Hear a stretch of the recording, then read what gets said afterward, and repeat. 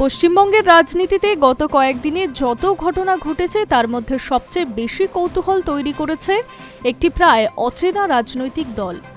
রবিবার সন্ধ্যের আগে পর্যন্ত রাজ্যের অধিকাংশ রাজনৈতিক পর্যবেক্ষক কিংবা সাধারণ মানুষের কাছে nationalist citizen party of India বা এনসিপিআই কার্যত অপরিচিত ছিল, কিন্তু কয়েক ঘন্টার মধ্যেই সেই দলকে ঘিরে শুরু হয়েছে জোর আলোচনা।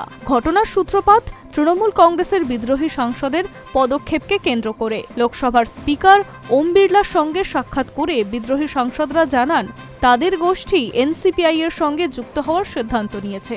সেই ঘোষণার পরেই রাজনৈতিক মহলে প্রশ্ন উঠতে শুরু করে, আসলে কি এই এনসিপিআই, কোথা থেকে এলো এই দল, আর কিভাবেই এক লাফে রাজ্যের রাজনৈতিক আলোচনার কেন্দ্রবিন্দু হয়ে উঠল তারা। এই ঘটনার পর থেকেই সামাজিক মাধ্যমে সক্রিয় হয়ে উঠেছে দলটি। এনসিপিআই এর নামে খোলা হচ্ছে একটি ফেসবুক পেজ এবং ফেসবুক পেজের পাতায় বিদ্রোহী সাংসদদের স্বাগত জানিয়ে একাধিক বার্তা প্রকাশ করা হয়েছে। সেখানে দাবি করা হয়েছে লোকসভার সাংসদদের সংখ্যা বিচারে পশ্চিমবঙ্গে তারাই এখন বৃহত্তম রাজনৈতিক শক্তি।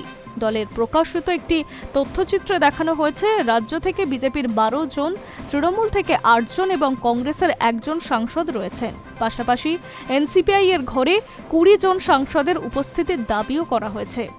দলের সামাজিক মাধ্যমের তথ্য অনুযায়ী তাদের প্রধান কার্যালয় হাওড়ার সাকরাইল এলাকায় হাটগাছা গ্রামে অবস্থিত। জানা যাচ্ছে 2023 সালে পঞ্চায়েত নির্বাচনে অংশগ্রহণ করেছিল এই দল, যদিও তারপরে অনুষ্ঠিত লোকসভা কিংবা বিধানসভা নির্বাচনে তারা কোনো প্রার্থী দেয়নি, ফলে রাজনৈতিকভাবে তাদের উপস্থিতি কার্যত অদৃশ্যই ছিল। তবে বিষয়টি আরও আকর্ষণীয় করে তুলেছে দলের অবস্থান। নির্বাচন কমিশনের নথিতে যে ঠিকানা দেওয়া হয়েছে তা অনুযায়ী এনসিপিআই এর দফতর নবান্ন থেকে খুব বেশি দূরে নয়। প্রশাসনিক দফতরের কাছাকাছি এলাকায় এমন একটি রাজনৈতিক দলের অস্তিত্ব থাকলেও তা এতদিন জনসমক্ষে প্রায় অজানাই ছিল। নির্বাচন কমিশনের নথি বলছে এনসিপিআই একটি নিবন্ধিত রাজনৈতিক দল হলেও এখনো স্বীকৃত দল নয়, অর্থাৎ একটি নিবন্ধিত অথচ অস্বীকৃত রাজনৈতিক দলের তালিকাভুক্ত। সাধারণত এই ধরনের দলগুলি নির্বাচন কমিশনের কাছে নিবন্ধিত থাকে, কিন্তু নির্দিষ্ট ভোটে হার বা নির্বাচনী সাফল্যের মানদণ্ড পূরণ করতে না পারায় স্বীকৃত রাজনৈতিক দলের মর্যাদা পায় না। তথ্য অনুযায়ী সম্ভবত 2022 সালের দিকে দলটি নির্বাচন কমিশনের কাছে নিবন্ধের জন্য আবেদন করেছিল। পরবর্তীকালে 2023 সালের 15 মে প্রকাশিত নিবন্ধিত অস্বীকৃত রাজনৈতিক দলের তালিকায় তাদের নাম অন্তর্ভুক্ত হয়।